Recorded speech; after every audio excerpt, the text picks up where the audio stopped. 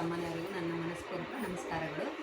ನಾನು ಮಾನ್ವಿ ತಾಲೂಕಿನ ಮಾನ್ವಿ ನಗರದ ಜನನಿ ಸಂಘದಿಂದ ಮಾತನಾಡುತ್ತಿದ್ದೇನೆ, ಅಗರತ್ನ ಅಂತೇಳಿ. ನಾವು ಧರ್ಮಸ್ಥಳ ಸಂಘದಿಂದ ಸಾಲ ತೆಗೆದುಕೊಂಡು ಸಣ್ಣದಾಗಿ ಬಟ್ಟೆ ವ್ಯಾಪಾರವನ್ನು ಸ್ಟಾರ್ಟ್ ಮಾಡಿದ್ವಿ.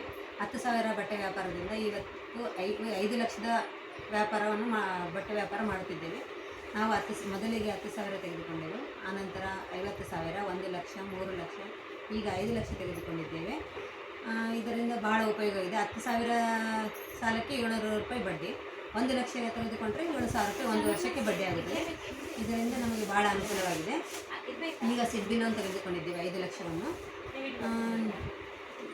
ಈಗ ದೊಡ್ಡ ಮಟ್ಟದ ಅಂಗಡಿಯನ್ನು ಮಾಡಿದ್ದೇವೆ ಮತ್ತು ಇದರಲ್ಲಿ ನಮ್ಮ ಮನೆಯವರ ಸಹಕಾರವೂ ಭಾಳ ಇದೆ.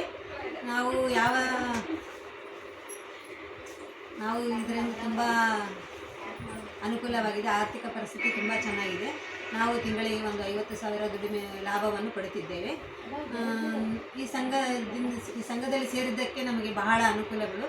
ನಾವು ಧರ್ಮಸ್ಥಳ ಪೂಜಾರಿಗೆ ಎಷ್ಟು ಕೋಟಿ ನಮನಗಳು ಸಲ್ಲಿಸಿದರೂ ಕಡಿಮೆ ಆಗುತ್ತದೆ. ನಾವು ಯಾವುದೇ ಸಂಘದಲ್ಲಿ ಬೇರೆ ಬ್ಯಾಂಕಲ್ಲಿ ಎಲ್ಲಿ ತೆಗೆದುಕೊಂಡಿಲ್ಲ. ಈ ಧರ್ಮಸ್ಥಳ ಸಂಘದಿಂದ ನಮಗೆ ಬಹಳ ಅನುಕೂಲವಾಗಿದೆ.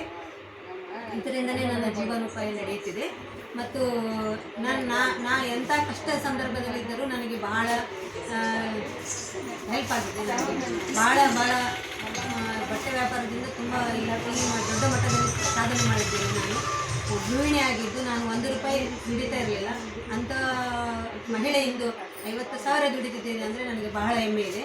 ನನಗೆ ಅದು ಬಹಳ ಹೆಮ್ಮೆಯ ವಿಷಯ ಆಗಿದೆ. ಈ ಸಂಘಕ್ಕೆ ಎಷ್ಟು ಹೃತ್ಪೂರ್ವಕ ಧನ್ಯವಾದಗಳು. ಇದನ್ನು ಸಾಧನೆ ಮಾಡೋಕ್ಕೆ ನನಗೆ ಸಹಕಾರ ಕೊಟ್ಟ ಸಂಘದ ಮೇಡಮ್ ಅವರು ಎಲ್ಲರಿಗೂ ನನ್ನ